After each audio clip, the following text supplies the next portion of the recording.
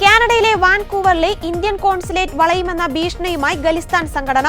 US ആസ്ഥാനമായുള്ള Sikh four justice ആണ് ഭീഷണിയുമായി രംഗത്തെത്തിയിരിക്കുന്നത്.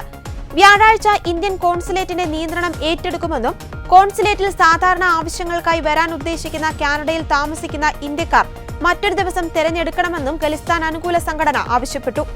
പുതിയ ഇന്ത്യൻ ഹൈക്കമ്മീഷണർ ദിനേശ് പട്നായിക്കിന്റെ മുഖത്ത് ലക്ഷ്യചിഹ്നം പതിച്ചുകൊണ്ടുള്ള ഒരു പോസ്റ്ററും ഖലിസ്ഥാൻ അനുകൂല സംഘടന പുറത്തിറക്കി.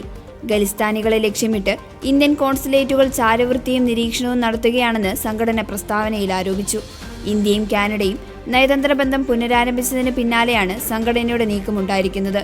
ഹർദീപ് സിംഗ് നിജ്ജറിന്റെ കൊലപാതകത്തിൽ ഇന്ത്യൻ ഏജന്റുമാരുടെ പങ്കിനെക്കുറിച്ച് അന്വേഷണം നടത്തിവരികയാണെന്ന് 2 വർഷം മുൻപ് പ്രധാനമന്ത്രി ജസ്റ്റിൻ ട്രൂഡോ പാർലമെന്റിൽ പറഞ്ഞതായും പ്രസ്താവനയിൽ പറയുന്നു.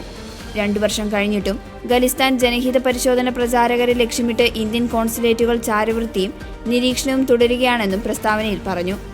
നിജ്ജറിന്റെ മരണശേഷം ഖലിസ്ഥാൻ ജനഹിത പരിശോധന പ്രചാരണത്തിന് നേതൃത്വം ഏറ്റെടുത്ത ഇന്ദർജിത് സിംഗിന് സംരക്ഷണം നൽകാൻ റോയൽ കനേഡിയൻ മൗണ്ട് പോലീസ് നിർബന്ധിതമായ സാഹചര്യത്തിലേക്ക് എത്തിക്കുന്ന തരത്തിലുള്ള ഗുരുതര ഭീഷണി തങ്ങൾക്കെതിരെ നിലനിൽക്കുന്നുവെന്നും സംഘം ആരോപിച്ചു. കാനഡയിൽ നടക്കുന്ന ചാരവൃത്തിക്കും ഭീഷണിപ്പെടുത്തലിനും ഔദ്യോഗിക പ്രതികരണം തേടുമെന്നും ഉത്തരവാദിത്തം ഏറ്റെടുക്കാൻ ആവശ്യപ്പെടുമെന്നും സംഘടന പറഞ്ഞു.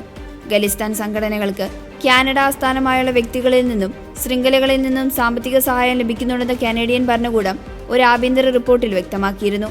നിലവിൽ ഭീകരവാദ ഗ്രൂപ്പുകൾ ഏതെങ്കിലും പ്രത്യേക സംഘടനയുമായി ബന്ധമില്ലാതെ ഖലിസ്ഥാൻ വാദത്തെ പിന്തുണയ്ക്കുന്ന വ്യക്തികളുടെ ചെറിയ സംഘടനകളിലൂടെയാണ് പ്രവർത്തിക്കുന്നതെന്ന് റിപ്പോർട്ട് ചൂണ്ടിക്കാട്ടുന്നു.